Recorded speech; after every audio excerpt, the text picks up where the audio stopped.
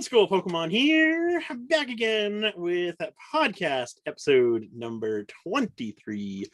Joined by my usual co-host, Catch 'em All Collectibles, Dan. How are we doing tonight, Dan? Doing very well. How are you? I'm doing well.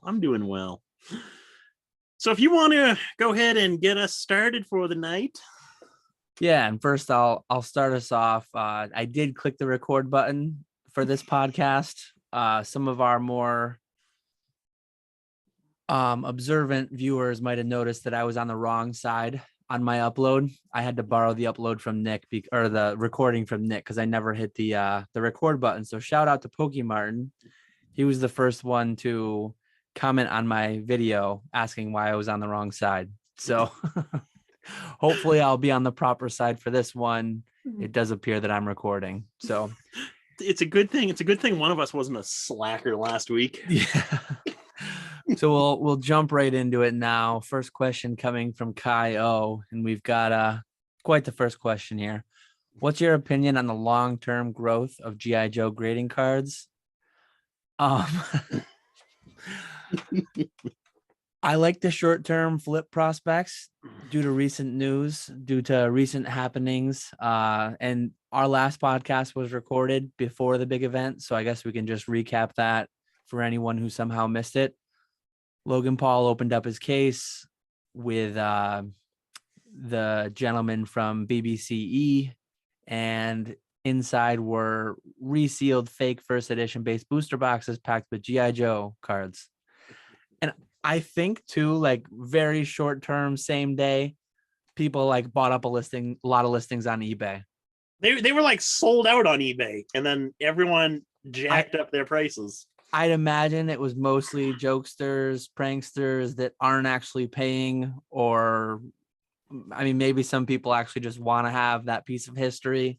So maybe the prices actually moved up, but yeah, that's where we're at on that.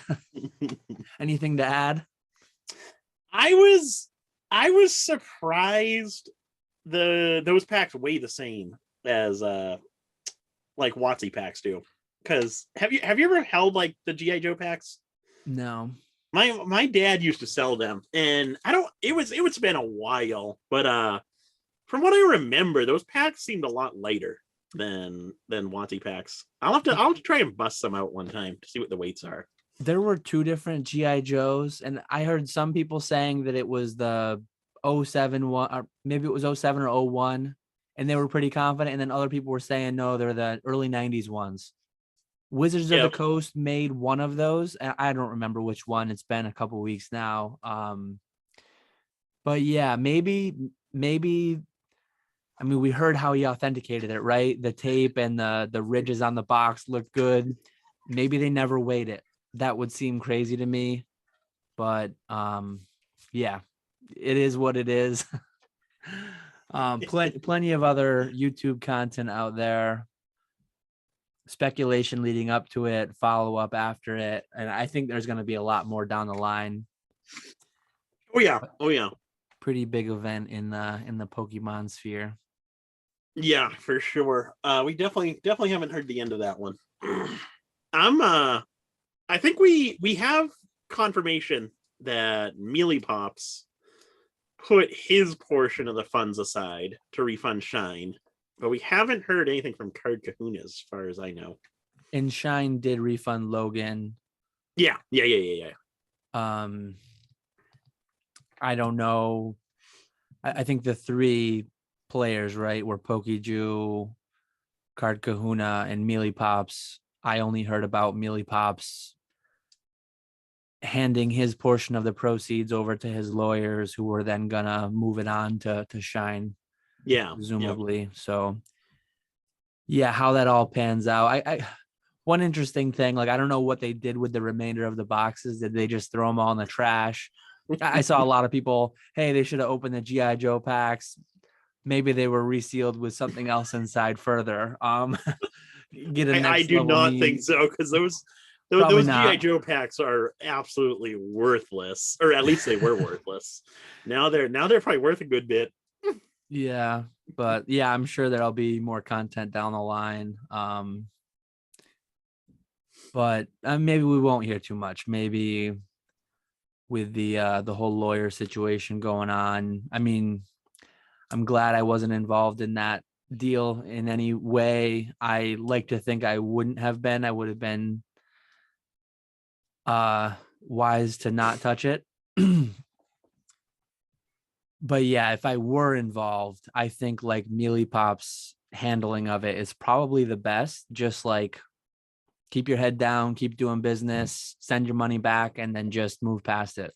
Yeah, exactly. But even him, he took some time to convince him to put the money aside. At least from what it made it sound like on Instagram. Who knows if that was what how much truth is in that. I mean, it's only been a couple weeks since it happened. And I think we were talking. Did he say how much his was? Wasn't his like $500,000 or something? I think it was. There's a Instagram post with the exact breakdown, but I think his was $500,000, and then Card Kahuna's was like triple that, or double or triple it. It was a lot, a substantial bit more. So to get $500,000 together in a week or two feels reasonable to me. Yeah, that's true. That's true too. He's a bigger operation than me, surely. I don't know what the comparable number would be, but yeah, I mean, I think a week or two for $500,000 is pretty reasonable. Yeah, that's true.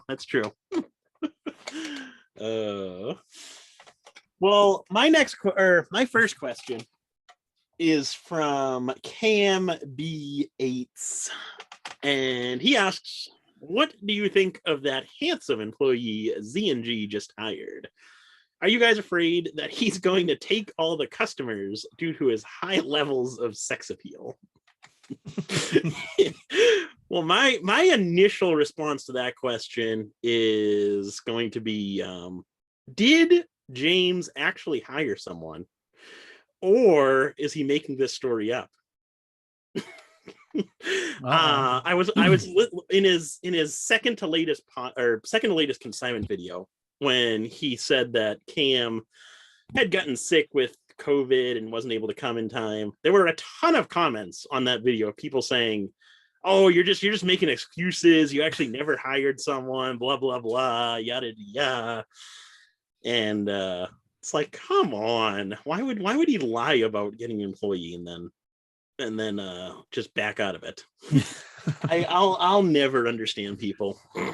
But to answer, be more professional with my answer here. I think Z&G's got to be scared. I think James has to be scared. I think Laura might dump James for Kam, because Cam's definitely got it going on. Yeah, I'm interested to see how James is setting up that big consignment empire, and you're his competition. So he's scaled up. What's going to be your reply? Especially with, Kam coming onto the podcast and calling you out. Gonna have to make some big moves in the consignment world to keep up. There's not a chance, not a chance I'm gonna be able to keep up with him. But yeah, I think I messaged Kam recently and wished him the best. I think it's they've got good stuff going on over there. Definitely setting things up nice, and hopefully fill in for the void that PWCC leaving eBay. I think that's going to be for him and for Rusty TCA Gaming. I think that's going to be really, really big. Or consignments are going to start getting really, really big for them, especially with the PWCC news switching over to weekly auctions and then the buyer's premium as well. Sellers are not going to be happy about selling on PWCC anymore, because they're just going to get lower prices. And I think there's going to be a lot of sellers that are going to be starting to look for alternatives to PWCC. And Z&G and TCA are definitely going to be the go-tos. And then me to some small extent. But and there's Scott too. Yeah, Scott does higher end. Yep, definitely.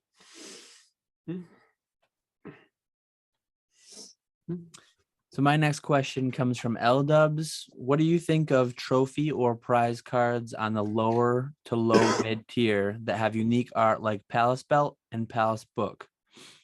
Do you think as mid to higher end trophy cards continue to gain traction and become out of reach for the average collector, that these lower tier unique art prize cards will become more mainstream and recognized? Also not sure of the print run on cards like Palace Belt / Book, but would be interested to hear what you guys think. So I'm familiar with these cards. I think I own some. I'm not even entirely sure. I want to say I have some out with PSA actually. They're cool, and I think that whole saying, "A rising tide lifts all boats." So I think if the higher tier trophies that more people are familiar with continue up, as people stay engaged in the hobby longer and longer, I think people are just going to find the longer you stay in it, the more engaged you get, the more likely you're going to turn up things like that. And it's got the unique art going for it. It's got a relatively low print run to it's more of a chase than a English set card. So I think it's got good things going for it. I think to some extent, like I said, it will be dragged up by just all cards in general increasing in the hobby. As far as print run, no clue whatsoever. I don't even know what it took exactly to earn cards like that. I think that was some kind of a league promo type thing. I don't know what the closest analog would be. Maybe something like the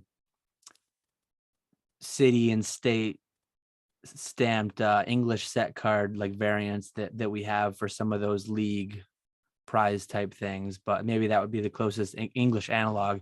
Same thing for those. No idea where to start on estimating the print run.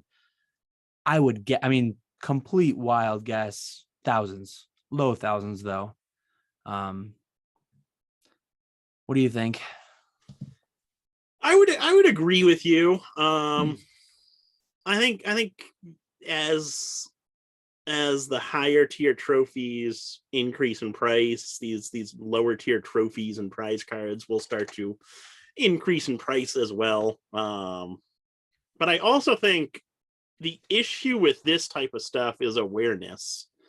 There's a lot of people who know about those higher tier trophy cards, and then when you get down to these lower tier cards, have absolutely no idea on what the card is. So I think that's going to be a big factor in terms of growth of these cards, is just awareness.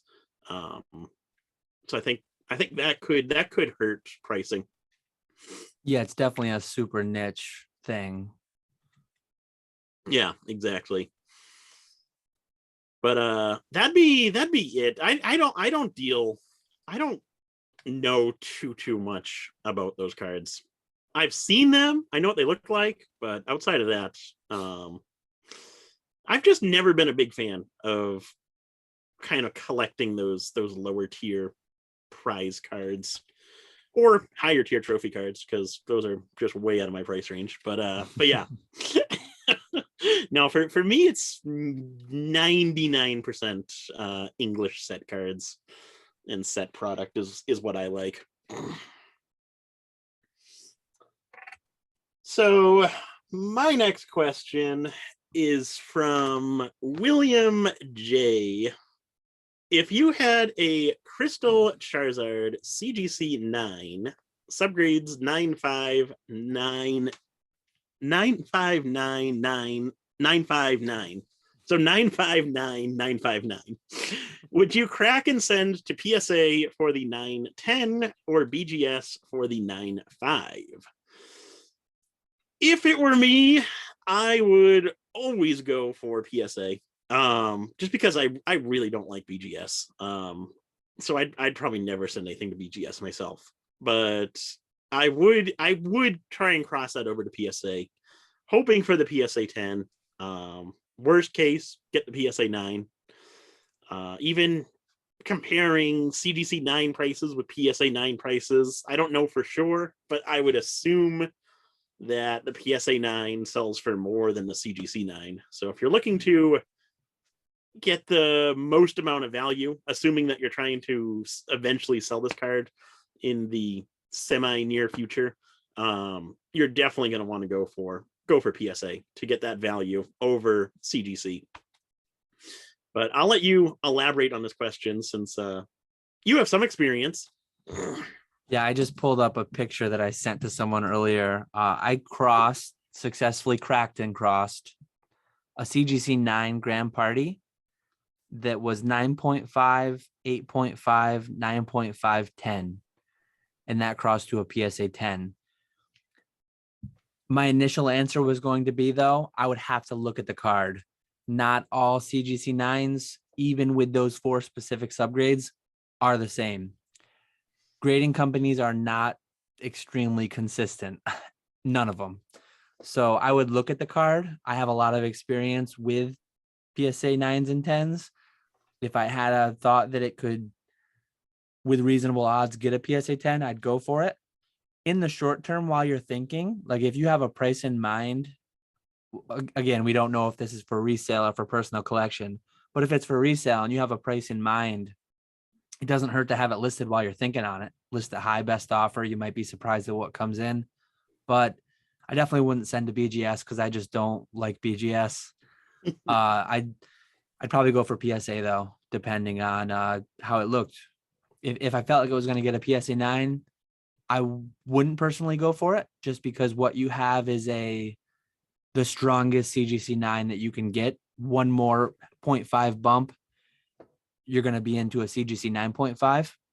And I've personally, very anecdotal, small sample size, I've had the ability to get like a premium over PSA 9 on certain CGC 9 cards. Not universally, not across the board, but definitely at times.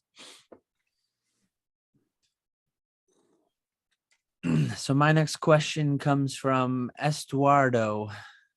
I want to get into selling some of my collection for crypto or Ethereum. Could you maybe explain how you do it? I don't know where to start. Do I just have someone send me the currency to my MetaMask wallet, or do I have to have my MetaMask connected to Binance or Coinbase? So I'll start out. I'm not a crypto expert by any means. I've bought and sold cards via crypto, though. I personally have a MetaMask that I don't really use much.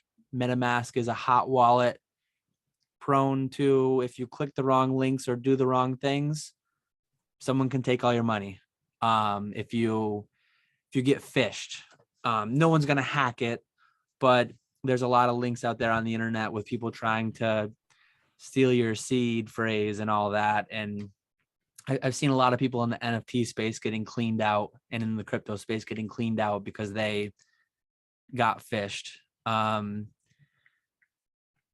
Coinbase works though too. Like I have a Coinbase Pro account where every crypto that they accept, you get a wallet personalized for that crypto, and you just give someone your address. You're saying you're going to sell it for crypto. So yeah, you'd give someone your wallet address, USDC, Ethereum, whatever you're using, they'd send you it.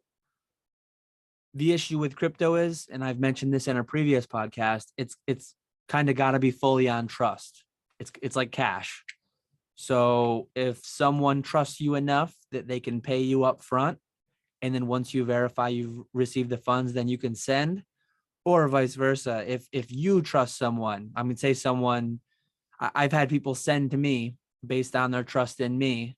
Once I've verified and received the goods, I've sent the crypto thereafter, because again, it's a completely irreversible process. So there has to be trust involved.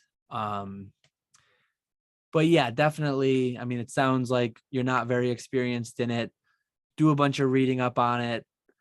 Watch some YouTube videos from actual crypto experts and make sure you know what you're doing before you just start throwing a bunch of Ethereum around and or whatever. So Yeah, that's my quick recommendation. Yeah, I would agree with everything you said there. No, I know nothing about crypto. I'm very old fashioned that way. So I'll just go off of what you said and believe you, because you are our dedicated CPA. Yeah. we were for those who don't get the joke, we were giving Dan a hard time in our last live stream with Talent Town and Crystal Pokemon. But my next question comes from Matthew B. He asks, do you guys have any preferences on how to store booster packs for your collection? I have some Japanese versus packs which contain 30 cards. PSA told me they cannot grade them. I am looking for a solution that involves a semi-rigid or rigid casing for my booster packs. So, I don't know how long ago you asked. First off, I don't know how long ago you asked PSA if they could grade those VS packs, but I know Rusty TCA Gaming graded or semi recently graded the demo packs, which have 24 cards in them. So they might grade the versus packs now. I'm really not sure on that. But if you're looking for alternatives for larger packs like the versus packs, I just do this. Got a nice little example here for you.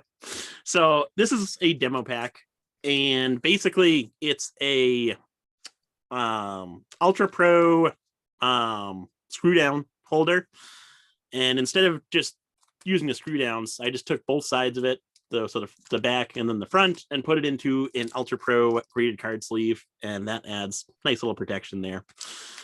And then for all of my other packs, like your standard size packs, the best storage method for those packs is this thing right here. So these are acrylic cases that I bought from the Container Store in the bath section. I've tried looking online for them multiple times, and I could never find them online. So if you don't have a Container Store near you, you're kind of out of luck. But if you do, this is the best option. And then for the individual packs themselves, I use tarot card sleeves. So like the Ultra Pro tarot card sleeves, they fit the packs absolutely perfectly. And that's the best method that I've found for all of my packs. I don't know if Dan might have a better option over there. Are those tarot card sleeves like slightly rigid, or are they pretty? No, flimsy? they're like deck sleeves. Oh, so they're a little more rigid than like the graded card sleeve from Ultra Pro. Yeah. I don't collect packs too much. I have two ways that I store the few that I do though. I just have like the Ultra Pro graded card sleeve. And then I have a Card Saver 1. So like a Card Saver 1 to back it. The pack isn't inside the Card Saver 1. It's just, I mean, you could sandwich it on both sides too with a Card Saver 1, but I just do it on the back to provide that rigid backing. And then the other way that I store it, like I think I have XY to current. I use the Ultra Pro 4 pocket pages, and I just have them in a 3-ring binder. 4 is nice because most sets have 4 artworks, so it just works well, and they're all relatively cheap. At the time that I built those binders, I mean, I built those when the packs were $3-4 a piece. Certain ones now, like Flashfire, are 50 plus, I think, and someday those might have to get stepped up, but for now it still works. So yeah, those are my two methods, but I don't really collect a bunch of packs. So yeah, I've been going hard on the packs recently. I love collecting booster packs. It's such a fun collection. I still need to get back to you on the you sent me your list, and I have a bunch of those sample packs. I have that note right on my desk. It's just getting pushed back. It's only been I think I forget when I sent you that message. Probably going on about a week now. Yeah. Good thing I said no rush. I'll be quicker than PSA, but not by much. Oh, thanks. Oh man. So my next question comes from Evolved Collectibles. What determines grading low population or high populations? Outside of obvious ones like Pokemon Snap cards versus base set unlimited, is it the percent of total cards graded, percent of tens out of total amount graded, total amount of cards expected to be out there? It seems like there are so many variables, with some that are absolute and some that are mixed. Some creators I hear state 500 PSA 10s. That's a lot. Some of these numbers feel really low to me, given how much money and collectors there are out there. Not to mention all the ones that will be listed for sale. So you kind of address a lot of the angles of this question just in the way that you asked it. Like, it's very much a subjective thing. There's no, I mean, what I consider low, I'm take like a trophy collector, like Crystal Pokemon that you mentioned. He collects those evolution play promos. So for him, he might say 50 is high pop for anything in a PSA 10. Someone who collects modern, 1,000 might be the threshold for a high pop. It's a very case by case, person by person thing, and it's all relative. It depends on who you talk to. For me personally, I mean, I collect everything from set cards where, I mean, base set unlimited Charmander. I've talked about how there's probably more than 10 million of them printed, considering there was a play set in the 2-player starter set. I collect all the way from that card up to full art Pikachu trophies, where 6 of each year were released in the world. So, I mean, yeah, I can't really just say low for me is 10 or low for me is 100. It's not a fixed number. I really don't get as obsessed with the pops as a lot of people seemingly do. But like, yeah, when if you're looking at Neo Genesis, it's going to be different than if you're looking at Evolutions, and it's all just too subjective to put any kind of a singular answer on it. And as far as percent of 10s graded, I think that's just a different question entirely. I mean, certain cards like base unlimited Charizard might have a single digit or less PSA 10% gem rate. And then if you look at like statistics coming out of PSA from gem rate, 43% of all cards graded on an ongoing basis, like over the past several months, grade PSA 10.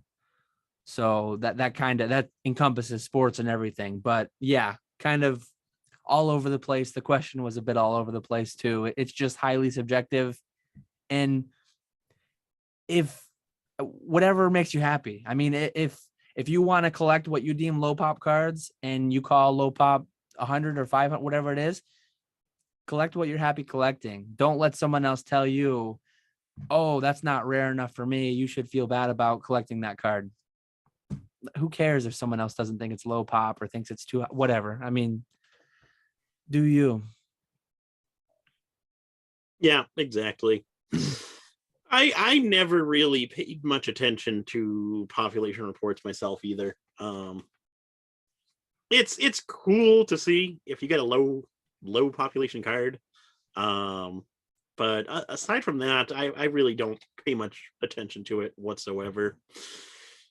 And I think it's pretty. You basically did a pretty good job summing everything up. It just depends upon what type of card you're talking about. But yeah, I think the whole like the 43% of 10s that PSA is that we're getting from PSA right now. I think that has more to show that like how much modern is going to PSA versus vintage stuff, though. Yeah. That's the only thing I would add to that question. Yeah, and I could go on for a long time about people overvaluing PSA's opinion, and I've got some rant videos lined up. So tune into my channel in the coming months. I've got some good rant videos coming up with regards to PSA 10s and the pop report and low pop, things of that nature. So I'm excited. I'll be sure to get my popcorn ready. yeah. So my next question comes from Duffy. With the out of stock option on eBay, it seems it can only be done with total inventory and not per listing. I have a bunch of stuff that I may never have again, but some stuff that I will always have more of. When is it worth using it? And does it count as one of your monthly listings if it sits at 0? So yes, that is true. You can't pick and choose which of your listings have an out of stock feature versus which of those just disappear once they're sold. It's an all or nothing thing. And I would highly recommend using it, just because for those few listings that you do want to use it on, it makes it worthwhile to just use that feature. But so yeah, I would recommend it regardless. But it does, those listings that are at 0 do count towards your monthly limits, because they're still like if people, you can't search for them and find them, but they're still active listings. Like they still have a countdown, so like 30 days, 29 days, 20, 28, so on and so forth. So they are still active within your inventory. It's just people can't search for them. But once you add quantity to that listing, it'll pop back up on eBay for at whatever time interval that listing has left on it. So they are still active listings. You just can't find them if you search for them. It's weird though. It's almost like a private YouTube video where if they have the link, they can see it. Exactly. Because I've had where, like, say I have this card up on eBay and then it sells, it goes out of stock and I don't have another.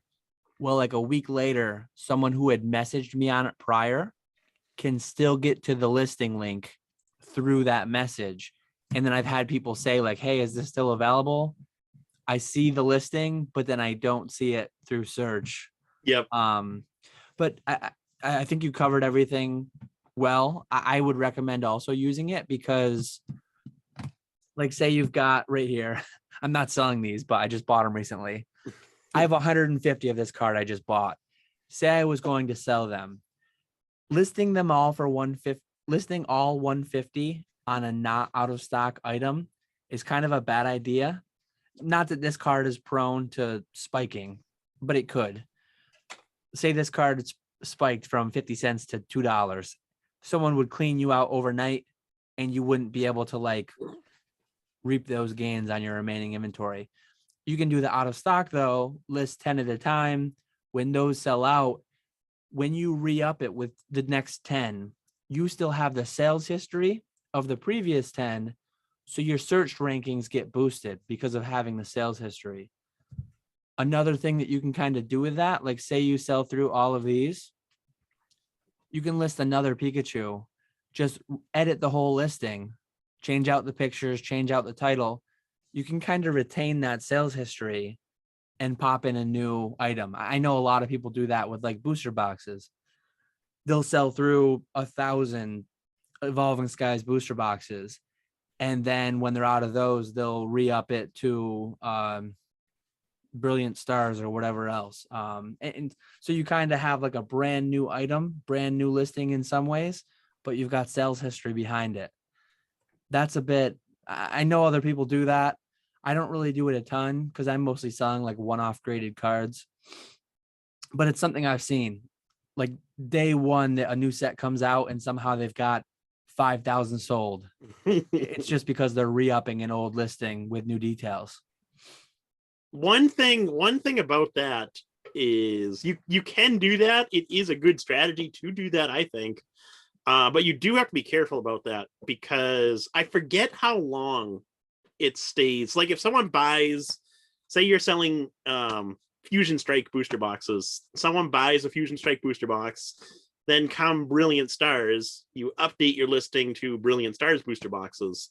That buyer's sale history will now update to a Brilliant Stars booster box if they purchased it in like it's either like, I think it's like 2 weeks or a month time period. So that's the only thing that you have to worry about. I had that happen one time where, so I sold a card like this, like a CGC 9 with subgrades. I forget what the card was. It wasn't a grand party, but I had two. So I listed it and I sold it once with the proper photo for the card and I shipped it. And then like a week later, I re-upped it, popped in the new photos for the new card that the next buyer would get. Well, when buyer one received it, they looked and they said, hey, the subgrades don't match up. I didn't get the right card. They were looking at the new listing that was active with the next card. However, I think if they go back into their buyer history, they will see the proper title and description. Because I know from my seller side, my active listing was card 2, but when I went into my sales history, the order details, it was card 1. Okay. So I screenshotted that and I sent it to the buyer and I'm like, I'm 100% sure you got the one at the time of purchase. You got the one that was shown. Yep. And they were all mad because the second one had like 0.5 higher subgrade or something. That one time though, that's ever happened. And I have a lot of listings that I just do the next one. PSA 10 Jungle Eevees, PSA 10 Unlimited Charm, things like that. So yeah, just I guess some interesting additional commentary, but the out of stock feature is really nice. Oh yeah. And then if you're concerned about your monthly, like the monthly listings that you get for free on eBay, just be diligent about going through and removing any of those zero quantity listings that you know you're probably not going to have any more of. I'm terrible about that. I gotta do that at some point because I have like 4,500 listings on my if I go to my listings page, but then if I go to my eBay store, I only have, it's like 3,300 or something like that. I mean, you can sort by quantity and then just mass delete them in like 200 card batches. Yeah, exactly. What I do is like on a weekly basis, I go through and I re-up like, oh, my PSA 10 Scream Eevee sold. Let me update it, pop in the next one, and then go. Yep. And then if one of my single items sells, then I just delete those ones out. So like once a week, I'll go through and do some housekeeping on my listings, delete 20 of them, re-up 20 of them. And then, I mean, for me at my throughput, it's a reasonable thing. Nick's volume makes it a bit more of a task for sure.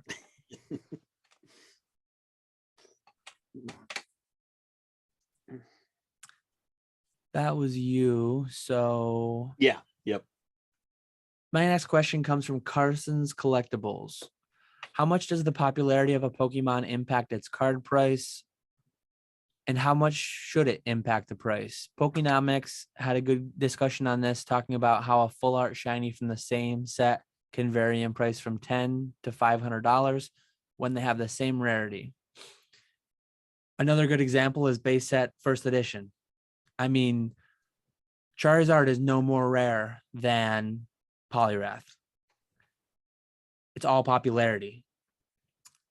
And then getting back to the whole low pop thing.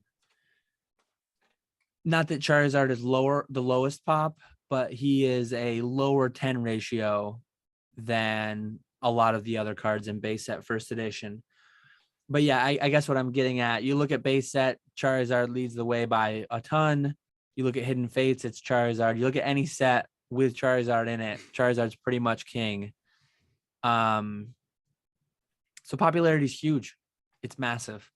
Will popularity, I saw I forget if it was a live video or a pre-recorded thing with Jake. I think it was a live video with somebody. I think that's the one that Mason and Pokemon Classics were on. That sounds right. I definitely watched it. I think the thing that Jake was talking about is like the current ratio that it's set at, will it hold into the future? Basically, like, is the better buy today the Charizards of the sets, Mewtwo's, Umbreons, things like that? Or is it like the baby shinies that aren't getting as much love? Which one will proportionally rise higher? It's really tough. It's tough to say. If I had to put X amount of dollars into a set like that, I'd probably go the volume route and just take a lot of the cheaper ones. But yeah, I don't see that really changing. I think every set over the next 100 years that comes out that has Charizard, he's going to be the most expensive and the chase in the set. I think that's just the way it is.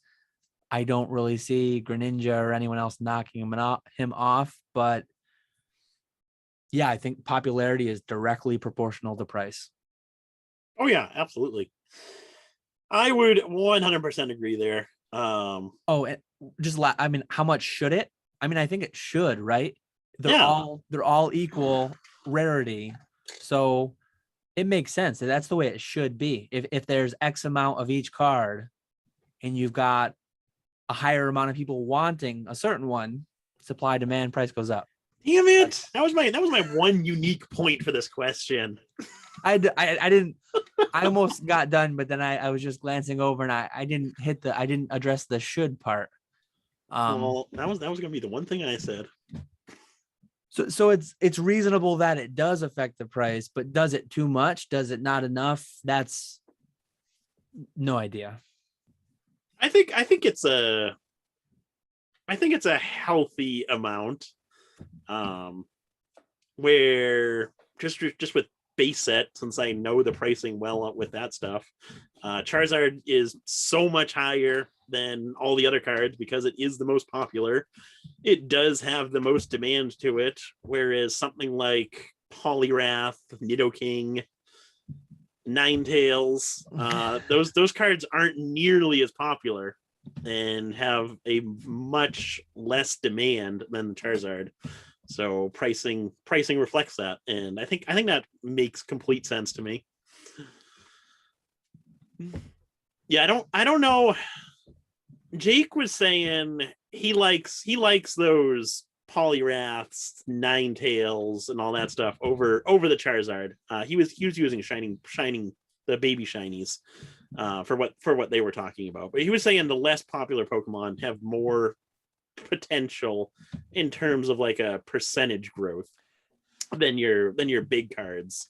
And I can see that happening, having a larger percentage growth, but it's also going to involve a lot more work and a lot more shipping and all of that stuff.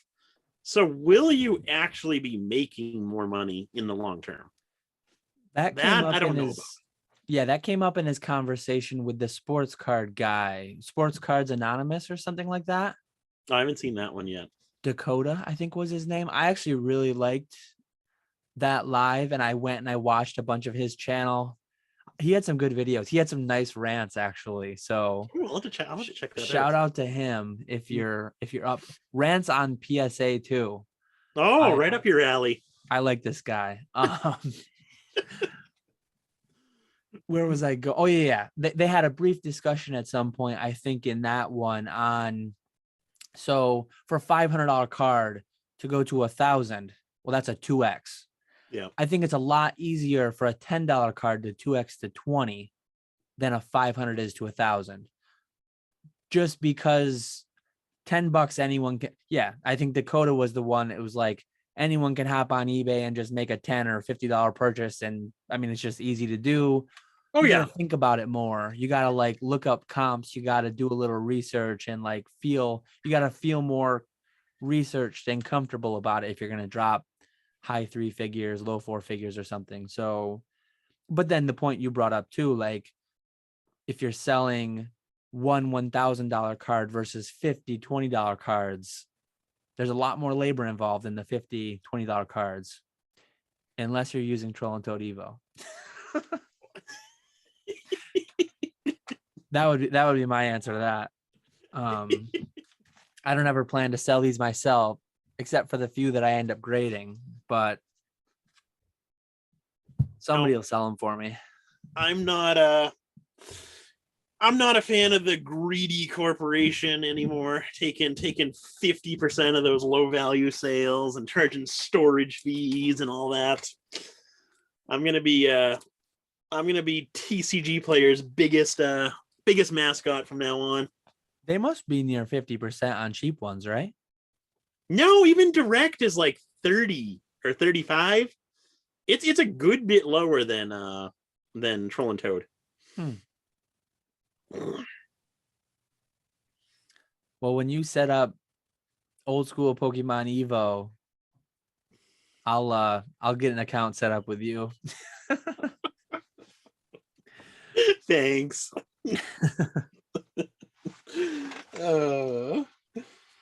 Well, my next question is from, who do we got here? Cardboard Origins. Assuming the average life expectancy is about 75 years old, would you two give up all of your Pokemon items and quit the hobby permanently if you could guarantee every member in your immediate family lives past 85? Keep in mind that they might already live that old anyways, but this would guarantee it.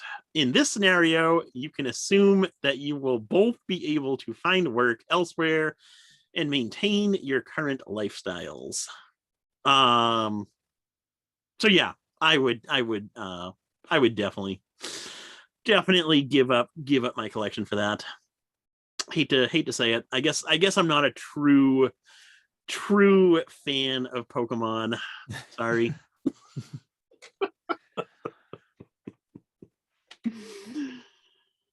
Would you? Easily. I mean, that's a very, very easy question.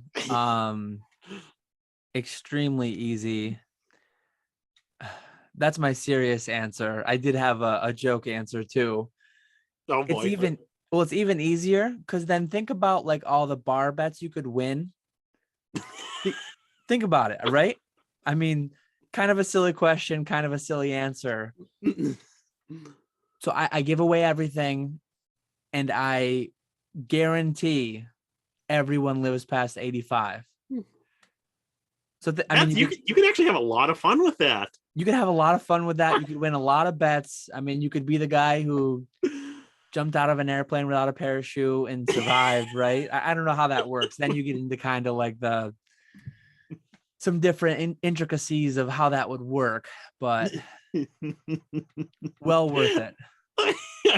I never put that much thought into that question. Yeah, that's a good point right there. That would be a lot of fun right there. Yeah. Invincibility definitely would have some perks. Yeah, definitely. that was a good spin on that question. I like it. Yeah. So Jason B had a question about the new kind of the recent news that hit. I forget if it was yesterday or a couple days ago. eBay essentially creating an authentication middleman for US sales. I believe it's domestic US only. Yes. So I didn't really prep this, but I should probably just share my screen. Yeah, go for it. Let's see if I can do this right.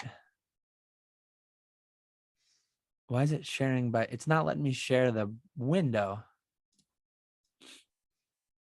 You don't have an option to just share the window? Usually you do,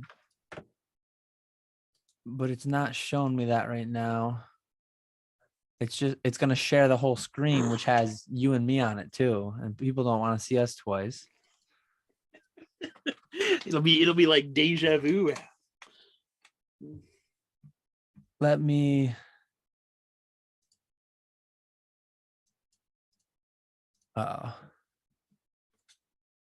Just make sure you don't stop recording. Yeah, let's see if did this work? There we go.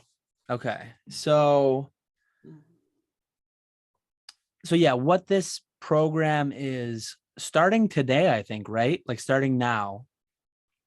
As far as I know, it starts right away. Yeah. Yeah, any raw card for $750 or more will not be sent from seller to buyer directly. It will be sent at no cost to you for a limited time. don't miss that. It'll be sent to CGC. Actually, CGC is like middlemaning this operation where the seller will send the card to CGC and they will authenticate it. They will tamper-proof seal it in this nice little eBay thing, and then they'll send it on to the buyer. Naturally, if you send the wrong card, a fake card, or a card that doesn't meet the conditions, the whole point of them being the middleman, they'll reject it, they'll cancel the transaction, and they'll send it back to the seller. So what this provides is like, it's a weird thing. I mean, it's almost like the whole point of third-party grading is to take away like the subjectivity. Well, it moves the subjectivity to a neutral third party. It doesn't give you a complete objective condition assessment, but yeah, this is kind of like a halfway step towards grading, but it's not grading. It's just verification and authentication that it's real and roughly the condition described. They talk about what happens with returns, kind of like what I covered there.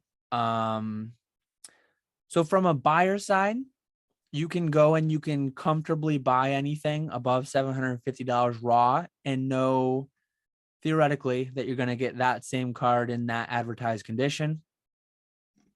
One, I guess I'll talk through the problems that I see with it as I think of them. How are they I going to don't know. grade? Does it include the condition as well? Yeah, because it shows Okay. somewhere it says somewhere about how they'll verify. Maybe it's in the FAQ.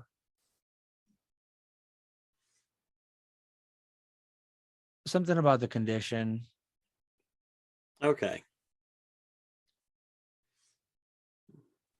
Yeah, or if the item is not consistent with its listing. I gotcha. Okay. Somewhere it said condition too. Oh yeah. Our professional authenticators check numerous inspection points, including corners, edges, condition, and surface. But it doesn't involve grading. I gotcha. So like if I advertise a card as near mint, what are they going to allow for near mint? I mean, CGC is more lenient on dense than PSA is, right? I'm sure it'll be a wide range. They're not gonna. But like that's the first issue that I see. Like say someone's buying a light play, near mint, moderate play. What are the definitions of those things? There's going to be disagreement between buyers and sellers and potentially this third party. And will it align with CGC's own current standards? Will it align closer to PSA? I mean, I would think closer to CGC, right? Because it is CGC doing it. And I mean, I guess you can navigate to this page if you want to read this better, or you can pause. But another issue that I saw, or kind of a loophole that I thought of. What are you trying to scam people? Well, like I'm not a raw card seller at all, especially not above $750. But yeah, somewhere down here in the terms and conditions, it says that lots are not included. So like, say I was selling this Grand Party raw for $1,000 and I didn't want it to go through this program. I'm going to sell you a lot. I'm going to sell you $1,000 Grand Party with a free 50-cent full art Pikachu, right? So if you're a seller who wants to exempt yourself from this for the time being, sell a lot. Yeah, but then I think that would also hurt your sales though too. Oh, it could, but yeah, I see issues potentially with this coming. Main one being like condition, how strict are they going to be? What are their guidelines going to be? Buyer might have one expectation and it just might not meet that. Another, I mean, longer term, what I see issues with this is just the cost to the seller. It could be detrimental in a way, as a seller, like it feels like the GSP to me, because one thing that once you send it to this middleman and they verify it as authentic and like genuine, meeting the condition, if you don't accept returns, the buyer cannot return the card. There's no item not as described. There's no nothing like that. There's no scams. And that's largely probably why this is happening. Because I've had times where I've sold a card like this. Buyers claimed INAD, item not as described. I've said, yes, it was. They've said, no, it wasn't. eBay ends up having to refund the buyer out of their own pocket sometimes because they don't want to like step on my toes. They don't want to. So I think the reason eBay is doing this is to like completely prevent those scenarios where they're refunding people out of their own pockets. But I can definitely see buyers, they buy a card listed as near mint. It's got a small dent somewhere. CGC calls it near mint. They get the card, they don't like it. You cannot return it if the seller does not accept returns. Which again, great for the seller. But it's definitely an interesting thing. Currently, as I said, it's $750 and it's raw cards only. Supposedly, and I didn't find it on here, but I saw people talking about it. Supposedly, what's coming down the pipeline for later this year, graded cards, over $250. See, I don't see $250.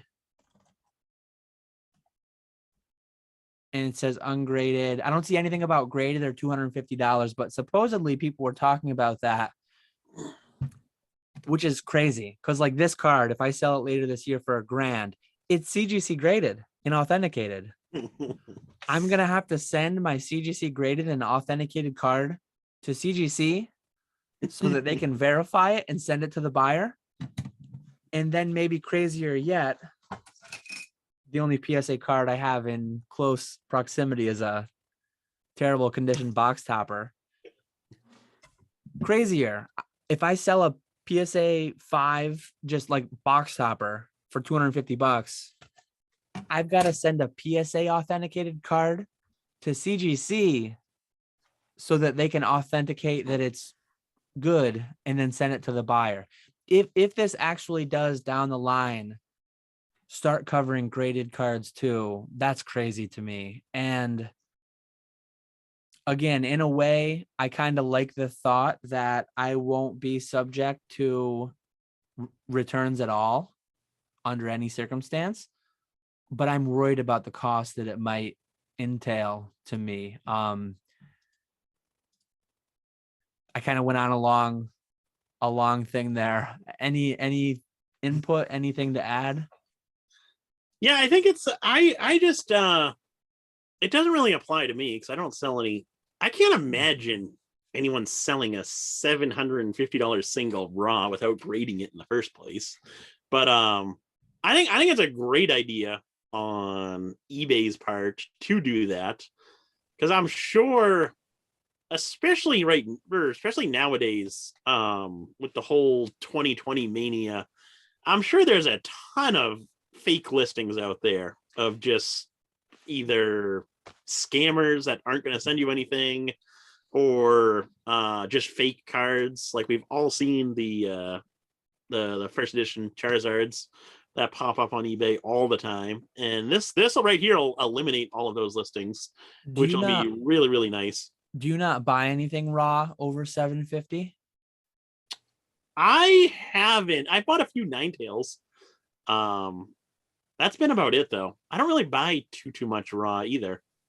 I have on occasion, and like it won't bother me to add. That's another thing. Like, how much time does this add? Mm-hmm. They claim 1 to 2 business days. So it's got to ship twice now. So it'll add a few days for the second shipping leg. Yeah. But they say it'll only be at CGC for a couple business days, and I highly doubt that. It's like the raw cards, it might not be a ton, but it's still got to be hundreds a day, if not. There's got to be thousands a day, probably. There's so many cards sell. Yeah. Like I've bought some MetaZoo sample cards raw that would fall under this for over $750. Yeah. And me as a buyer, super patient, don't really care. I buy it if it comes a month. Like Heritage just took 6 weeks recently.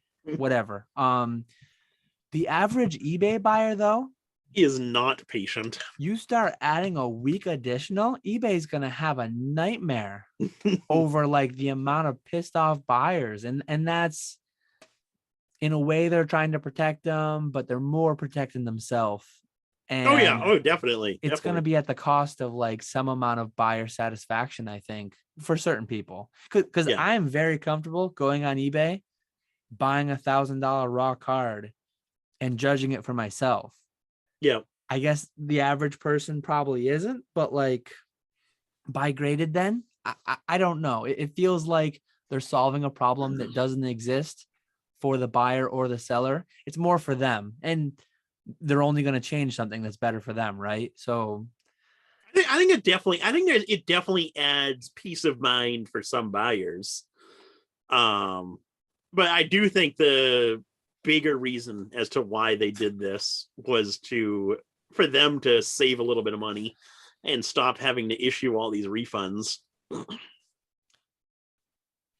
yeah, it'll be if it turns into like $250 cards. I can't see it being $250 graded cards. Graded would be crazy. I mean, a lot of what I sell is under 250, but I was looking at after you did your annual review video, my average sale for 2021 was like 100 something. So I'm shipping a lot of $20 to $100 slabs, but I'm also shipping quite a few. I mean, just today I shipped a few like base set first edition, Starmie, Abra, like a few things that were over 250. Yeah. And I mean, there'll be several thousand a day, I would think. Oh yeah, that would be a lot. Yeah. And but then the process isn't, I can't imagine the process being that intensive. They probably get the cards in. There's probably some type of barcode scanner, so that they just scan the label. It pops up the eBay listing. They look at the card. Okay, it's real. Well, PSA, and I'm gonna say something that sounds kind of crazy. PSA is only grading 40,000 cards a day. If CGC is gonna start, like, CGC is nowhere near 40,000 cards a day. I wouldn't think so. If CGC starts, CGC starts middlemaning, I mean, this isn't going to take as long as grading, but it won't take significantly less time either. I mean, you've got to unpackage, you've got to do whatever you do, and then you've got to like do the whole, it's going to be just a tamper-proof sticker like they put on the MetaZoo boxes. And that still takes time though. Then repackage, slap a new label and ship it out. Like, they can't do 20,000 of those a day, I don't think. It'll be interesting. It will. Yeah. I don't see the 2 business day holding at all. It'll be, I hope it doesn't affect me. I hope it never touches graded cards, and then it will never affect me. But I saw a lot of people talking about it as if it was going to. I need to find, I guess, the source of that. Was that on the E4 thread, or was that somewhere else you saw that? That was in the Patreon Discord. Oh, your private Discord over there. Okay.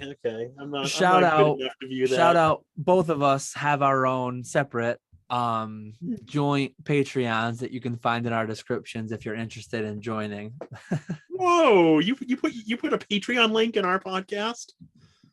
Oh yeah, I have the same. Oh, well, I'm gonna start doing that then. I specifically leave my Patreon link.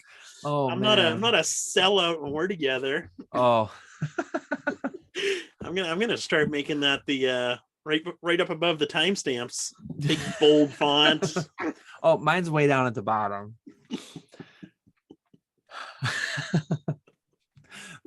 By the time they get to this, they'll have been through like 2 or 3 ad breaks on my channel. They'll be on ad break 15 on Nick's. Me, shots fired. Oh man. Oh.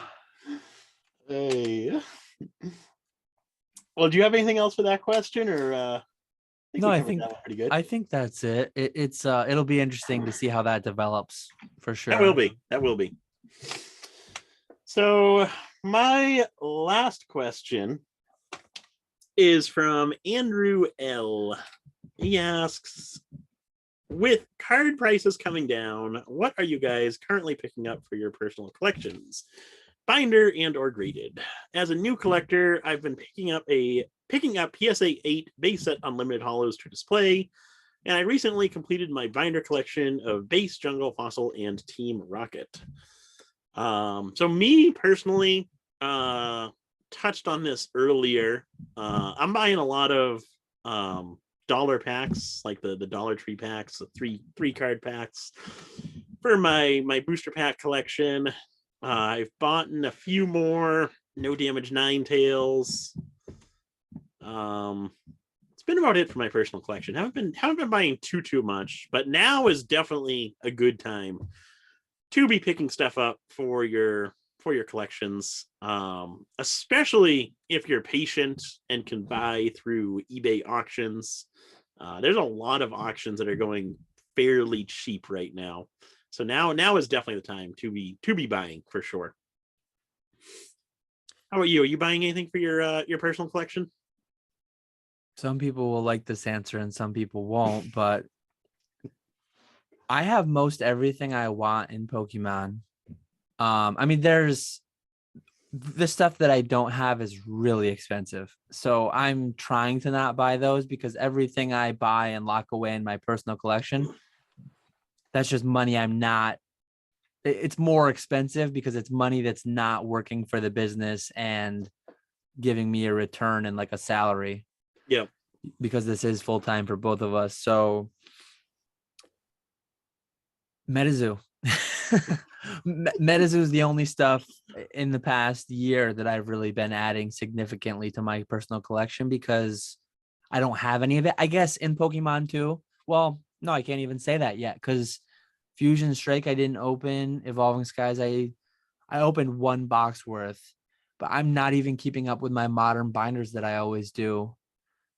I'll get back to it soon. Well, soon. Later this year at some point, I'll catch up and get back to it. But Pokemon is pretty much just adding the new binder sets as they come. Metazoo is adding the new binder sets as they come and trying to stock up on certain things. Yep. But yeah, I mean, I've been in Pokemon for 8 years now, so I've got quite a decent bit. But that said, that I'm not adding too much for my personal collection. My inventory in a way, is I enjoy it like a collection, even though some of them are here for fairly short term. I love just handling cool cards.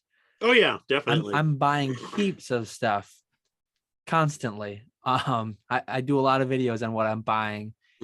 And I mean, just recently I'm getting in like Game Boy promos, PSA 10s that I had never owned before, play promo, a lot of base set first edition and shadowless. So inventory more than collection, but still enjoyable for me, even if it's just a pass through on the way to its final destination. Oh yeah, I 100% agree there. I like getting all kinds of packages. It's just fun getting stuff in the mail, whether it's for your own collection or for resale down the line. Yeah, it's not feasible that I'll ever own every single card all at once. It's not even really feasible at this point that I'll own every card one time at one point. Like, I don't think I'll ever own an Illustrator or a PSA 10 base first Charizard. But like buying and selling and flipping through inventory, I can get closer to it, right? Like if I only was allowed to buy and hold and never sell, I wouldn't have a fraction of what I'd had. And even if I don't own it today, still, every card that's passed through my hand, well, not every single card, it generates significant memories or anything like that. But I mean, there's some big cards that have passed through my hands that were great memories, great to have them for the time that I did. And yeah, even though they're not technically like collection, I'm not going to die with them. It still brings a lot of enjoyment to me to see some of these big cards. Yeah. Oh yeah, definitely. I would agree with that. And I guess what we opened in Vegas, I mean, Vegas was only a few months ago. Those are personal collection cards forever. That PSA 8 Shadowless Charizard I got. Yep. That was probably my most significant personal collection pickup of 2021. Oh yeah, definitely. Same here. Yeah, those cards will stay with us forever. Just to like when you look at the card, you can remember the trip and all of that stuff. The sentimental value on those cards is a lot more than the actual value. Especially since your Charizard only graded an 8. Yeah. Yeah. No 10 on that one. If it had been, that wouldn't have been a personal collection card. That would have been inventory that would have sold by now. The memories are great, but like the non-hollows are memories too.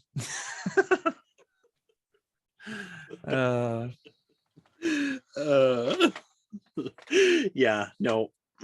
At that point, 100,000 sounds better than that card. Definitely. I didn't even pay attention when we started. How we actually flew through the questions. We're an hour and 12 minutes in. Oh wow. So I did put notes for a couple other things if you wanted to continue on. I think our viewership is used to 2 hours, so we got to give them 2 hours, right?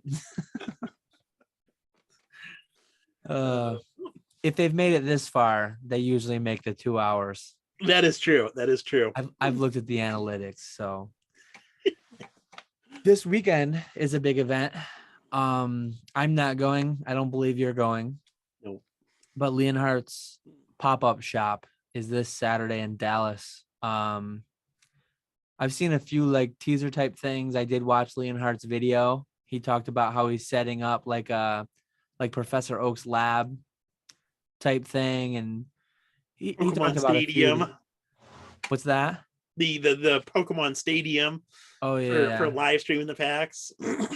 I'm definitely going to. I don't know what time all the streams will be. I have no idea. I don't think he's announced that yet. Dallas is like 2 hours behind us, right? They're an hour, I think. Or an hour. If I'm available, I'll try to watch some of the stuff live because it sounds really exciting. I know a lot of people going. It'll be a lot of fun, it looks like. It is a lot, like part of the reason that I decided to not go for it, it's just one, I didn't know what the weather was going to be upstate New York, if flights would even be getting canceled or anything like that. Dallas is a long ways away, and it's a one-day thing. I mean, you could make a weekend out of it. A lot of people probably are, but that's a long ways to go for like a one-day thing too. Speaking of weather, are you getting that snowstorm Friday night into Saturday? Probably. I don't know. I don't really look at the weather too much. We're supposed to get a ton of snow. My snowblower's barely been getting any use. I know it's been a lame winter so far, but yeah, that pop-up shop, it does sound like it's going to be a great time for whoever's going, and there's a lot of people that are going to it. I'm looking for. I hope he does. I'm sure he will, but hopefully we'll see like him do a video walking through that whole place, the whole setup, so you can get an idea of what it's like. And then watching the live streams, that'll be fun. My thing about going was it's too close to Collecticon, in the Orlando Collecticon. I knew I wanted to go to that one. This being the end of January, it's just too much travel for me. So I had to pick either the pop-up shop or Collecticon, and I chose Collecticon. Yeah, and I think, I mean, you and I, we both do this every day, right? We have a lot of cards, a lot of inventory. I guess in a way too, like allowing other people. If I went, I definitely wouldn't have tried getting the cheap packs because I think that's better left to people who like don't get to experience this stuff a lot. Yeah. But to go as just someone to be an attendee, not getting a pass would still be a ton of fun, I'm sure. Oh, definitely. But yeah, I long term, I think I see myself going to anywhere between like 2 to 4 events a year, probably. It'll all depend on timing, and I mean, if someone's getting married the same weekend as something, obviously life can trump Pokemon at times. Occasionally. But yeah, I'm sure there'll be a ton of content over the weekend and then all through next week from Leonhart himself, and then a ton of people going. A lot of different content creators will be there, so it'll be blowing up Instagram and YouTube, and definitely be a hot topic. Oh yeah, that'll definitely be next week's hot topic for sure. And it sounds like he's gonna try and do more of these in the future. Yeah, it didn't sound like a singular thing. Like, I don't know if it's going to be annual or what, but it sounded like it was going to be a first of. Yeah, which that'd be cool. Yeah, maybe someday put that on the event calendar and make it out to one. Yeah, exactly.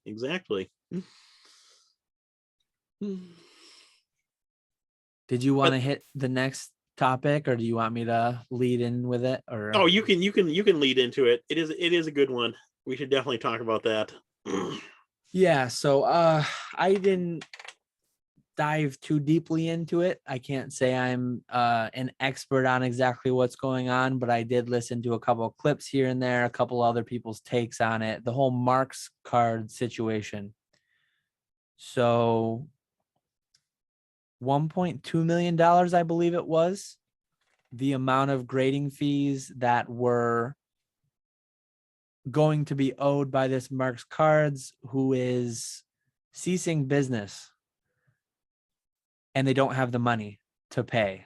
So they were a middleman, kind of in the same, well, I don't even want to say another middleman's name to tie them anyway into how these people did business, apparently. But Pokemon has some middlemen where you send your cards into them and then they forward it on to PSA.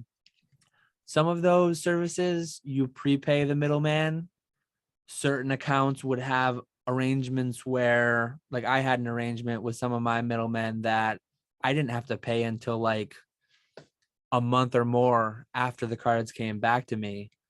So I don't know exactly what the payment situations were with this, but supposedly a lot of these, like, PSA reached out to Marx Cards to get the information on all the submitters. And I believe a lot of the original submitters, like a year later, are going to be getting their cards sent back to them raw. And those who hadn't prepaid Marx Cards are going to have, I mean, it's going to suck to have your cards have been gone for a year. But like, if you never paid them and you get your cards back, no harm, no foul, right? Not having your cards for a year, thinking they were going to get graded, though, that is a certain amount of harm. So I say that jokingly. But people who prepaid Marx Cards, getting their cards sent back to them from PSA, I don't like, PSA is not going to reimburse. Oh, definitely the not. grading fee when they didn't grade them. So how that all is going to work out, I have no idea, but it's pretty massive news, because kind of as a follow-up to it, PSA put out some kind of a press release on it, and they are making all middlemen, one bad apple spoiling the bunch. They're making all middlemen bring to current their accounts, essentially. So if you're a middleman with 100,000 cards with PSA, instead of having to pay them as they come back, you've got to pay like now for all your cards. Or maybe you don't need to pay, like, say you've got 100,000 cards that are going to be graded over the next 6 months. I think you don't have to pay like for all of them 6 months out. But if you have like net 30 or net 60 terms, yeah, you have to pay all that. If PSA had graded 20,000 of your cards last week, and originally your net 60 terms, you weren't going to have to pay them for 6 or 7 more weeks, Now you've got to pay it now. And if you don't, it sounds like they're not going to continue grading your cards until you do get current. So one thing that I kind of theorized is I wonder who's going to be the next to fall, if any, because I would be shocked if all these middlemen were forced to bring current their account. I'd be shocked if everyone had that amount of liquid capital ready to go. In a I perfect, wouldn't be. in You'd a, think. well, Yep. the thing is, like, again, I had terms where I didn't have to pay until 2 months after. So it's not even on the middleman completely. But like, say I had 1,000 cards with my middleman that got graded a week ago. Mm-hmm. I still don't owe for 7 weeks. Yep. My middleman doesn't owe for 7 weeks. If PSA demands now you pay in full, my middleman either needs to front money for me on my behalf, or they've got to reach out to me and say, hey, a year ago, we said you could have net 60. Now you got to pay us today. I may not have the money ready, right? Yep. So that I'm not putting it all on the middleman completely, but like, this is a very cash poor hobby in many regards. Oh yeah. Oh yeah. Like, in a perfect world, Marx Cards would have taken all the money that they had gotten and they would have put it in a no risk savings account to some Yeah, extent exactly. that paid 1 to 2%, and $1.2 million. If you had a way to get 3% on that money, that's $36,000 a year. But if you went and tried to buy Dogecoin with it or something, and or if you invested it into your business infrastructure and then like your business did poorly, like, that's where it all gets messy. And Yep. did you listen to the phone call with the guy from Marx Cards though? No, I didn't even know about that. So there was a podcast that, like, in the middle of this podcast, say we were doing this live, they Yep. called the guy who runs Marx Cards and they're like, this guy's not going to pick up. Let's just try it. They got his number somehow. He answered.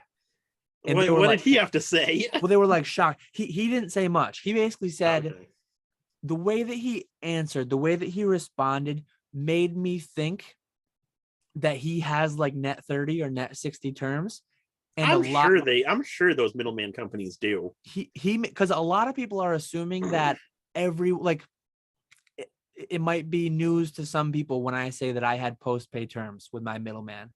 A lot of people don't know that that's a thing. A lot of people, like, if you're submitting 10 or 20 cards, they made you pay up front. Yeah. Yeah. But if you're submitting thousands a month, month after month after month, yeah. I had post-pay terms because if I ever failed to pay, they've got thousands of my cards they can just keep.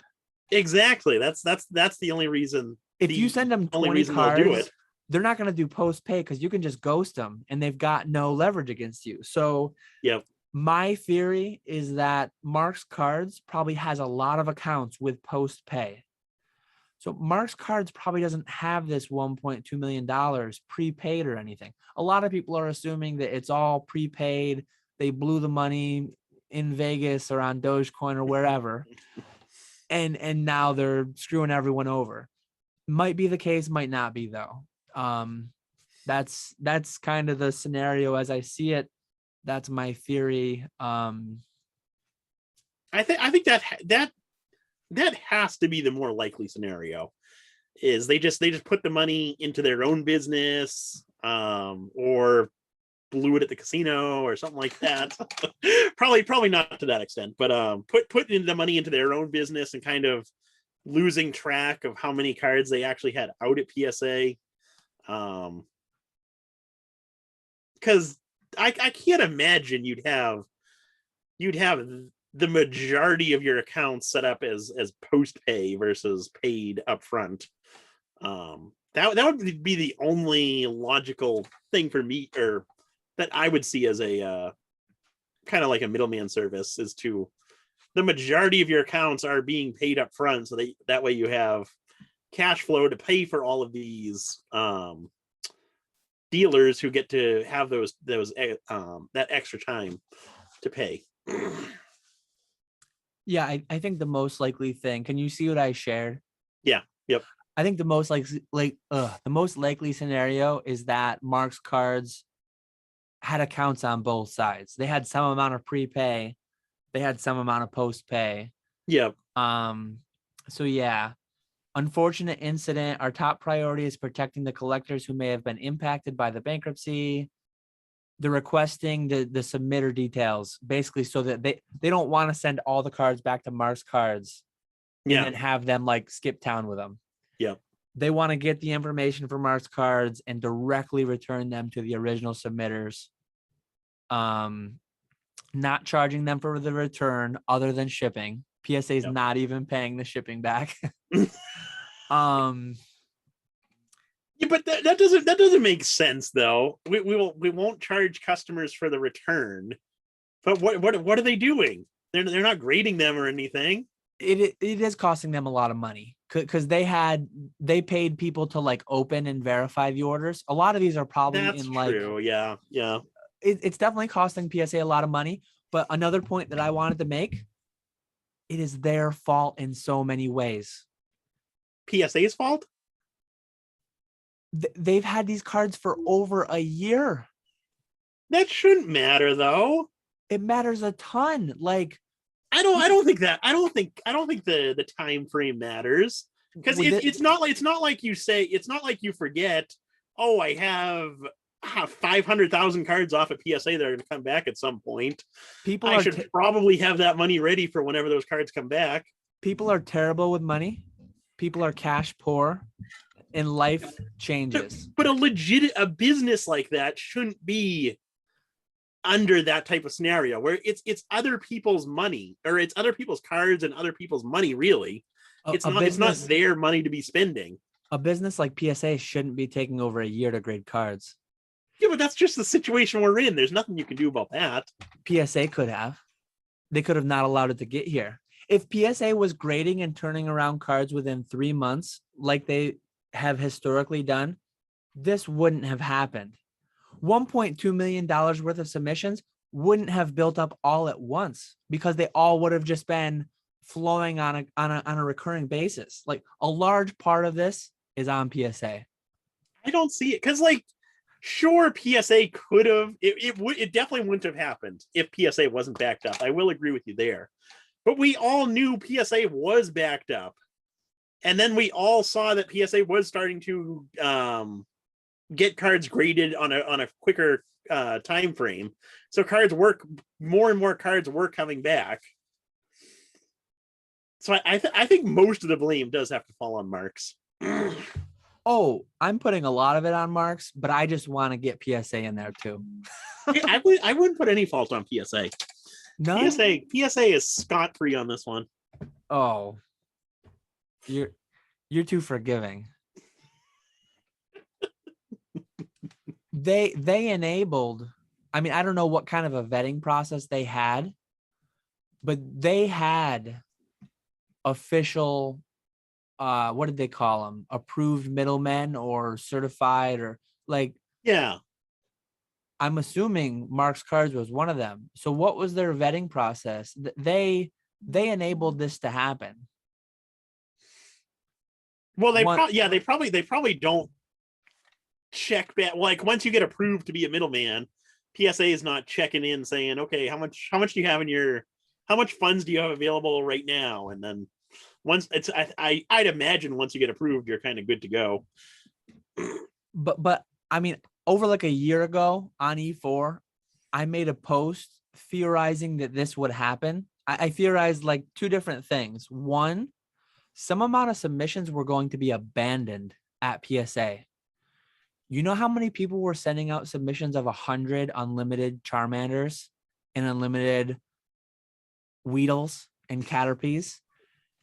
There are so many cards at PSA of those several million in the backlog that are not worth the $10 grading fee anymore. So again, that's a large part on PSA. I mean, how many of the people died since they submitted? I can't say I've ever thought of that. Like, I mean, you take a random sample of 1,000 people. Some amount of them are going to die in a year and a half, no matter what their age, right? That's true. And then like on their payment processing side, this is another point I brought up, but like credit cards expire every 2 years or something. Just Yeah. Yep. people's payment information, people move, like they're bringing so much additional work on themselves Oh, definitely. by how Definitely. ridiculously slow and just terrible they're running their business. So I put a lot of what happened on PSA. The fact that,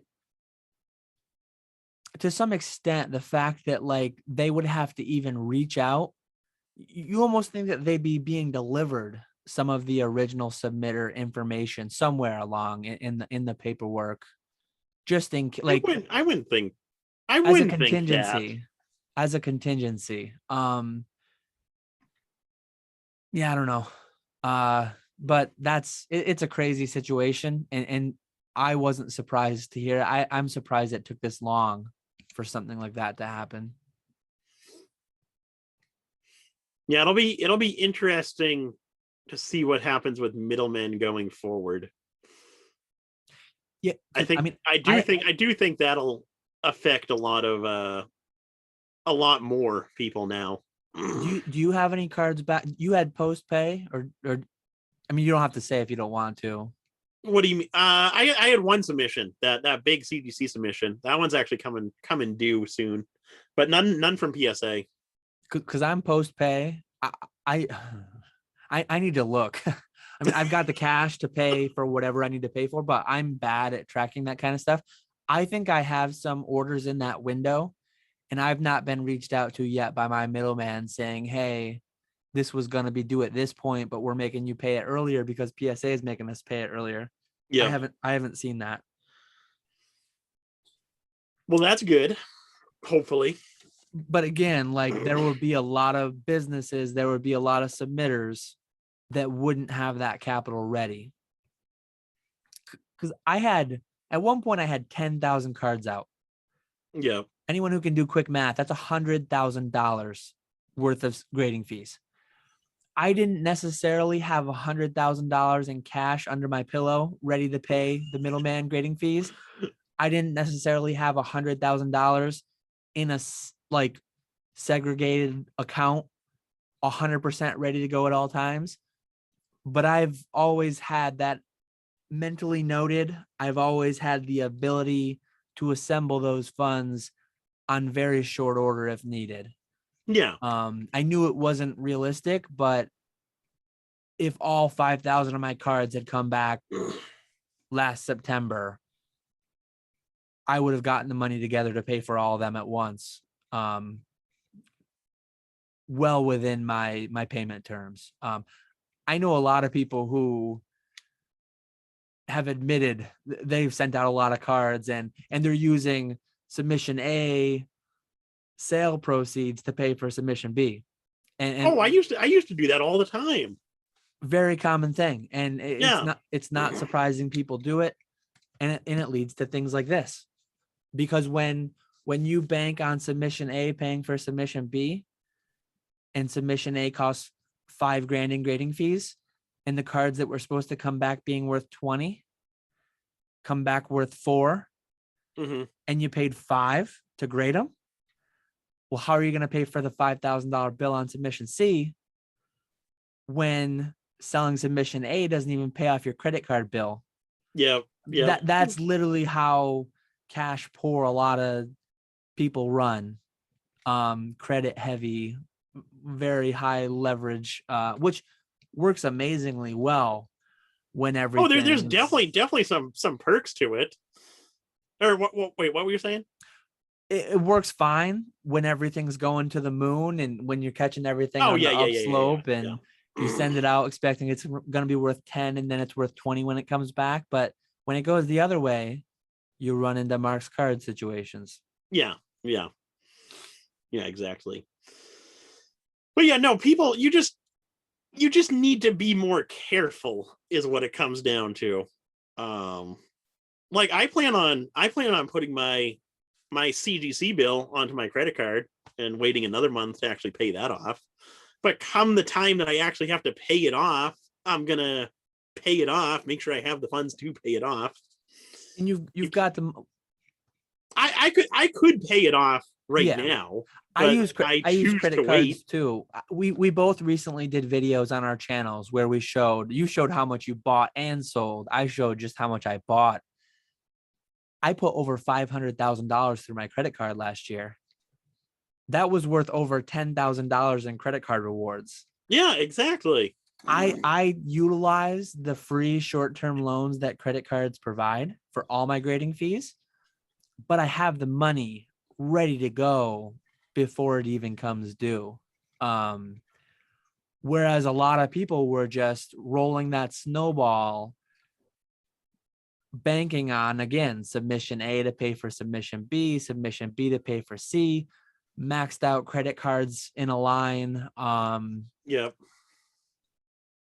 Yeah, that's what it led to. I'd be shocked if there's not another story or two on middlemen kind of crumbling under the pressure, and or like it's not going to be publicly talked about a lot, but there's got to be a lot of like just your average Joe sent direct 50 or 100 cards and they're literally just abandoning it. Yeah, Like, but I don't know. I don't know how often that would happen, because wouldn't that affect your credit at that point? no, PSA is not going to report to they I'm might, sure they would chase after you. if you owe them like $1,000 and you literally just ghost them and don't pay it, you cancel the credit card that was on file, they probably wouldn't ship them out to you. And then they'd have 100 graded Weedles that you're not paying for. They'd probably like send it to collections and it could, but a lot of people don't really give a shit. That's I mean, true too. yeah, I mean, I remember coworkers at my last job that would get calls from debt collection agencies, or they'd call, like the way our phone system worked in the building I was in, like sometimes we didn't really have a receptionist or anything. So it would just ring the main line and whoever was there would answer, whoever got sick of the phone was ringing. I'd get like debt collectors calling, hey, is this person here? Well, like, yeah, people wouldn't be afraid of having $1,000 debt collection going from PSA. That's true. That's true. They'd much rather have that than pay for the $50 worth of Weedles that cost them $1,000. How many people are sending Weedles though? I'm picking on, but like I think I know. less of a problem than Pokemon, because like sadly, like a week or two ago, I sold a PSA 5 unlimited Bulbasaur for like $18. Oh my god! I hope they're not watching. Maybe they're probably doing a 1 through 10 set, and it's whatever. They can't grade one that cheap. So, but like, there's a lot of sports base cards, like not a parallel, not a serialized, whatever. There's a lot of cards that were like several $100s that are now literally like $5 or less. That's a common thing in the sports base cards. Like there's junk slabs has been talked a lot about in Pokemon, but it's much more of a reality with a lot of modern, ultra modern sports. Yeah. And PSA has millions of cards in the backlog. I'm not saying that this is the case with millions of cards, but I would not be remotely surprised if there are 100,000 cards that get abandoned at PSA. Out of the 10 million that were there at one, that's 1%, right? 100,000 out of, and maybe it's only 10,000 out of a million or something like that, but definitely. Yeah, some I could see, but it's a very, very small percentage. I know I've heard of middlemen who have had cards sent into them from someone in the Pokemon community. A year later, they come back. They reach out for a shipping address. You know how they reach out for a shipping address? Because again, like life changes, people move, whatever. There are cards sitting at middlemen that they can't get into contact with the original submit. And so like months ago, like several months. And so some amount of them are getting abandoned at Middlemen. Some amount of them are getting abandoned at PSA. It's 100% a thing. But then how long do these middlemen hold on to these cards before they finally say, okay, I'm just selling them? No idea. I don't know if there's fine print in the agreements. Well, I wouldn't think so, because this was never an issue before. So I wouldn't imagine they think to, okay, cards might take 2 years to get back to people. Maybe we should put something about this in the fine print. Yeah, I don't know. I'm sure we will start seeing something like that. I'm never gonna middleman stuff like that. No, definitely not. But speaking of grading, I thought the changing topic here. I thought the timestamp it. Oh, I probably should.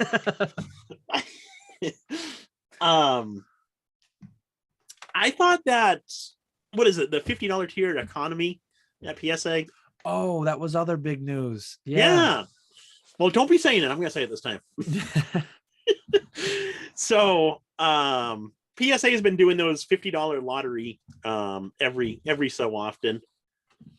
And a couple yesterday, Dan and I both got an email from Polaris, who's the rebranded Ludkins, saying that they're reopening their economy tier, which is that $50 tier, with no limits, so no minimum, no maximum, and then they're charging $48 per card for that tier. And originally, I thought it was just for dealers, kind of like an extra perk for the dealers, but it looks like it's open to the public, which is great news in my opinion. I'm excited about that. I hope PSA is able to stay true to their turnaround times of their advertising 3 months right now for that $50 tier. I hope they're able to stay true to those turnaround times, and I hope that they're not dedicating too much of their staff for these submissions. But it's definitely a huge step in the right direction. I didn't think we'd have that become available for quite some time. Especially the timing of it in the midst of their lotteries. Yeah, I thought the timing was weird. Yeah. When this goes live, it will not have yet happened, depending on when you watch it. But I think is it 7 p.m. Eastern tomorrow or 6 p.m. Eastern tomorrow is the next lottery? 7, yeah. Because they're alternating between noon and 7. Yeah. So the same day this goes live, there will be another lottery for presumably the last 2 were for 5 cards each.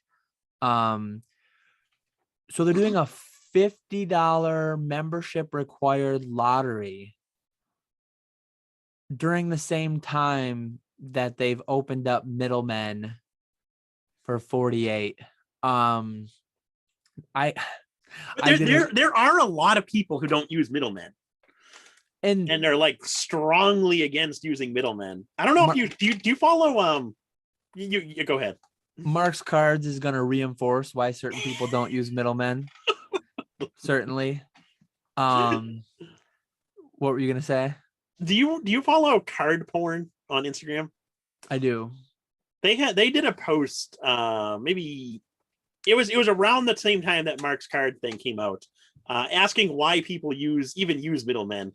And I saw that, yeah. There were a lot of comments from people that were like strongly against using middlemen and really enjoyed the process of submitting cards on their own. And I saw some comments that it was a fun activity to do with their kids, and all these comments about people thoroughly enjoying the submission process. And these people are psychotic if they enjoy this.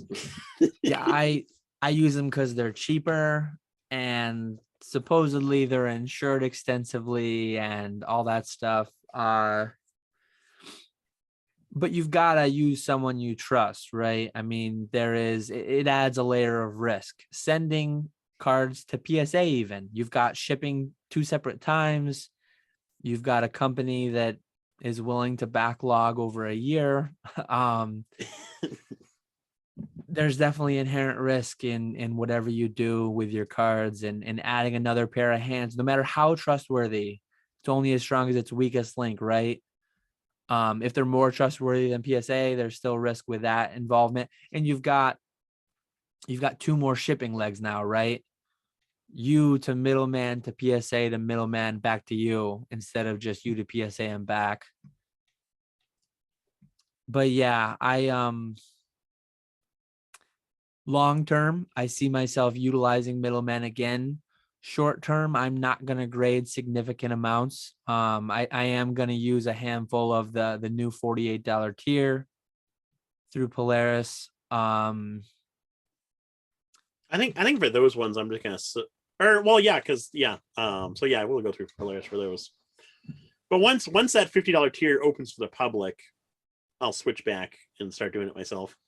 Just because it's not going to be a ton of cards. Yeah, that's the thing. If it's like 20 cards or less, it's not too bad. But when we get to a future where I'm sending multi-hundred card submissions again, 1000% through a middleman. Oh yeah, absolutely, 100%. But I was thinking at dinner tonight, I'm like, I know there's something else big I'm missing, and that was it. It's a good thing I'm here. Yeah, I did a video on Monday, kind of ripping PSA. I actually commented right on their Instagram too. This podcast will never be sponsored by PSA. They posted a multiple posts and stories about the whole $50 lottery, and I was just like, so you've got to pay $100 to enter a lottery to potentially grade cards for $50 a piece. When were you guys approved to run like for-profit games of chance? When did you guys open your Vegas branch? Nice. I went for it. but honestly, like, did you get any likes on that? I'm sure you must have gotten a few likes. What I forget who it was. I'm pretty sure it was one of our podcast regulars too. Was it Kai? Maybe somebody commented on it.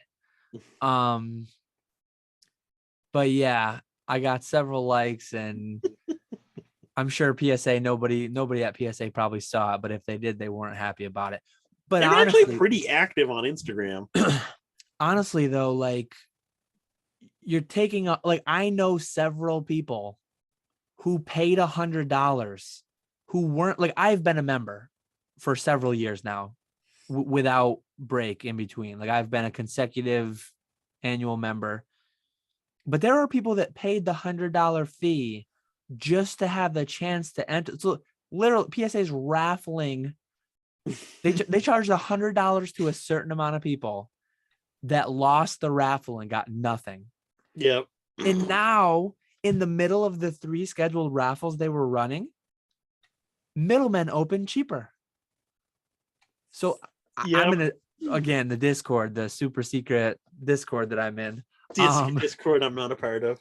I told them if it was me, and they'll probably get banned from PSA if they do it, but I would email them and say, hey, look, when I signed up for this, I thought I was getting something. I didn't realize I was just getting a raffle spot that ended up I would demand my money back. And then if they failed to do that, I'd charge it back from that credit card company. Yeah. Worst case scenario, you get banned from PSA and you just use Middlemen. Yeah, because you don't need a membership to do the $100 tier. Yeah, and that's imagine, like, how terrible is it to charge $100 and then maybe we'll give you like the privilege of paying us $50 per card to grade. I've long been critical of PSA, and that's we know that's a really bad move. That's ugly business. Yeah. I do think overall though they are moving in the right direction. They were so far in the wrong direction, they couldn't go like further. So I think they're moving overall in the right direction, but it is from so far off a reasonable path that you also have to think that was old management. Now we're under new management. New management that charges for raffles. Yeah, but is it really a raffle when everyone wins? Not everyone won. Yeah, but between like you entered the first one and you didn't get anything, but then you entered the second one and you got something. I know people. So they've done. Do you know anyone who's lost both times? Man, Yep. I feel bad for those people. Pro tip for anyone who's made it nearly 2 hours in. Every device you have, log into your account and open a separate tab in every one, because PSA is incompetent. I only use 2, but if you want to, like I'm imagining Firefox, Chrome, Opera, and then your phone and your laptop and your PC, and get 30 tabs open. You'll get 30 different numbers. And if one of them hits, you hit. Well, they don't have you log in until afterwards. Oh, I was logged in on both beforehand, so I didn't have to log in afterwards. Oh, okay. See, I just went on Instagram, clicked the link, and then when it got me said I won 5 slots, then I logged in. I just keep it logged in on my phone and on my computer. Oh, okay. So I clicked it on both Instagrams, computer and phone. I got like 3,000 on my computer, 700 on my phone. My phone hit, so I was good. There we go. There we go. Now I do wonder, like, if we're in for tomorrow's raffle, can we get another 5 slots, or are they gonna block it and say you already have 5 slots? So people who won the first one, I know people who won the first one and didn't use them yet by the time the second one happened. Mm-hmm. So when they won the second one, they didn't get more credited because they already had 5 active on their account that were unused. Okay. But then the people who won the first one used them and then entered the second one and won. So they didn't have any active unused on their account. They were credited the new 5. So that if kind you of sucks though, because then you have to have 2 it's 2 different packages. Yeah, if you want to win tomorrow, you've got to enter. You could do it in one package. You could like tomorrow morning, you could enter the one, submit it, print out the slip for that. And then when you enter the next 5, if you win again, which you should with 20 tabs open, then you enter it, print it, and then it gives you that option to print out, like it'll group with the prior sub. You can print the one little barcode you put on the outside of the box. True. Yeah. So you could do it in the same package. Like print it, submit it. You get a month to ship it. So just don't ship it yet. Ship it with your next one. Yeah, but you're still gonna have to pay return shipping twice. Yeah, that's the brutal part. It'll be a separate order. Yeah. Yeah. But yeah, there's some pro tips for winning the next lottery, the illegal lotteries that PSA is running. They're worse than Facebook raffles over there. Yeah, PSA waffles. $100 per spot. Yeah. 100,000 spots and only 3,000 people are gonna win. And what you win is now you owe us $250 more. Like, how sleazy is that? Hey, that's great business in my mind. Ugh. You just wish you were able to do that. We're gonna start making these podcasts Patreon only, and then to watch specific episodes, you'll have to pay more. Yeah.